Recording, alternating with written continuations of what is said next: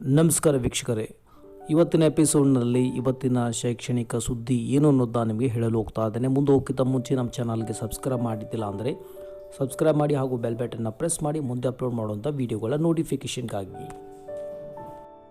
ಮೊದಲಿಗೆ ನೋಡೋಣ, ಶಾಲಾ ಕಾಲೇಜುಗಳು ಮತ್ತು ಕೋಚಿಂಗ್ ಕ್ಲಾಸಸ್ಗಳನ್ನು ಯಾವಾಗ ತೆರೆಯುವಂತೆ ಆದೇಶ ಹೊರಡಿಸಲಾಗಿದೆ ಅಂತ. ಕರ್ನಾಟಕ ಸರ್ಕಾರದಿಂದ ಹೊರಡಿಸಿರುವಂತಹ ಮಾರ್ಗಸೂಚಿಯಲ್ಲಿ ಜೂನ್ ಅಂತ್ಯದವರೆಗೆ ತೆರೆಯುವಂತಿಲ್ಲ ಅಂತ ಹೊರಡಿಸಲಾಗಿತ್ತು. ಆದರೆ ಈಗ ಬಂದಿರುವಂಥ ಕೇಂದ್ರ ಸರ್ಕಾರದಿಂದ ಲಾಕ್ಡೌನ್ 5 ಮಾರ್ಗಸೂಚಿಯಲ್ಲಿ ತಿಳಿಸಿರುವ ಹಾಗೆ ಜುಲೈ ಅಂತ್ಯದವರೆಗೆ ಶಾಲಾ ಕಾಲೇಜುಗಳು ಮತ್ತು ಸ್ಪರ್ಧಾತ್ಮಕ ಕೋಚಿಂಗ್ ಕ್ಲಾಸಸ್ಗಳನ್ನು ತೆರೆಯುವಂತಿಲ್ಲ ಅಂತ ಹೇಳಿದ್ದಾರೆ. ಅಂದರೆ ಇದರ ಬಗ್ಗೆ ಜುಲೈ ಅಂತ್ಯದವರೆಗೆ ಒಂದು ನಿರ್ಧಾರವನ್ನು ಕೈಗೊಳ್ಳಲಾಗುತ್ತೆ. ಸೊ ಆ ಕಾರಣದಿಂದಾಗಿ ವಿದ್ಯಾರ್ಥಿಗಳೇ, ಜುಲೈ ಅಂತ್ಯದವರೆಗೂ ಸಹ ಶಾಲಾ ಕಾಲೇಜುಗಳು ಮತ್ತು ಸ್ಪರ್ಧಾತ್ಮಕ ಕೋಚಿಂಗ್ ಕ್ಲಾಸಸ್ಗಳನ್ನು ತೆರೆಯುವಂತಿಲ್ಲ ಅಂತ ಕರ್ನಾಟಕ ಸರ್ಕಾರ ಸೂಚಿಸಿದೆ.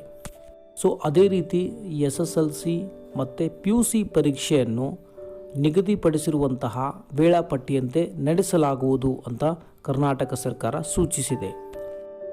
ಈಗ ನೋಡೋಣ, ದ್ವಿತೀಯ PUC ಮೌಲ್ಯಮಾಪನಕ್ಕೆ ಸಂಬಂಧಪಟ್ಟ ಹಾಗೆ ನಿಮ್ಮೆಲ್ಲರಿಗೂ ತಿಳಿದಿರುವ ಹಾಗೆ ಭಾಳಷ್ಟು ಜಿಲ್ಲೆಗಳಿಂದ ಅಲ್ಲಿರುವಂಥ ಪ್ರಿನ್ಸಿಪಲ್ ಅಸೋಸಿಯೇಷನ್ನಿಂದ ಮನವಿ ಪತ್ರ ಹೋಗಿತ್ತು. ಆ ಮನವಿ ಪ್ರಕಾರ ಜಿಲ್ಲೆಗಳಲ್ಲೂ ಸಹ ಮೌಲ್ಯಮಾಪನ ಕೇಂದ್ರವನ್ನು ಸ್ಥಾಪಿಸಿದ್ದರಿಂದ ಸ್ಥಳೀಯರಿಗೆ ಸುಲಭ ಆಗುತ್ತೆ ಮೌಲ್ಯಮಾಪನ ಕೇಂದ್ರಕ್ಕೆ ಹೋಗಿ ವ್ಯಾಲ್ಯೂಯೇಷನ್ ಮಾಡಲು. ಸೊ ಆ ಕಾರಣದಿಂದಾಗಿ ಮನವಿ ಪತ್ರವನ್ನು ಸಲ್ಲಿಸಲಾಗಿತ್ತು. ಆದರೆ ಇದುವರೆಗೂ ಯಾವುದೇ ರೀತಿ ಧನಾತ್ಮಕ ಪ್ರತಿಕ್ರಿಯೆ ಬಂದಿಲ್ಲ.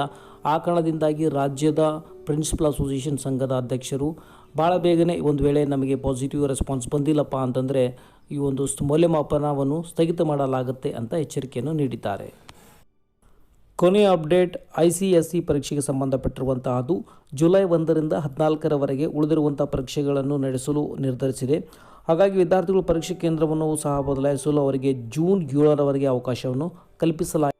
ಇದು ಆಗಿತ್ತು ಇವತ್ತಿನ ಶೈಕ್ಷಣಿಕ ಸುದ್ದಿ. ಇದೇ ಥರ ಹೆಚ್ಚಿನ ಯಾವುದೇ ರೀತಿ ಅಪ್ಡೇಟ್ ಬಂದರೆ ನಾನು ನಿಮಗೆ ನೀಡ್ತಾ ಇರ್ತೇನೆ. ಸೊ ಚೆನ್ನಾಗಿ ಅನಿಸಿದ್ರೆ ಲೈಕ್ ಮಾಡಿ ಮತ್ತು ಮ್ಯಾಕ್ಸಿಮಮ್ ಜನರಿಗೆ ಶೇರ್ ಮಾಡಿ. ಮತ್ತು ಸಿಗೋಣ ಮತ್ತೊಂದು ಎಜುಕೇಷನಲ್ ಅಪ್ಡೇಟ್ನೊಂದಿಗೆ. ಅಲ್ಲಿವರೆಗೂ ಟೇಕ್ ಕೇರ್, ಬಾಯ್.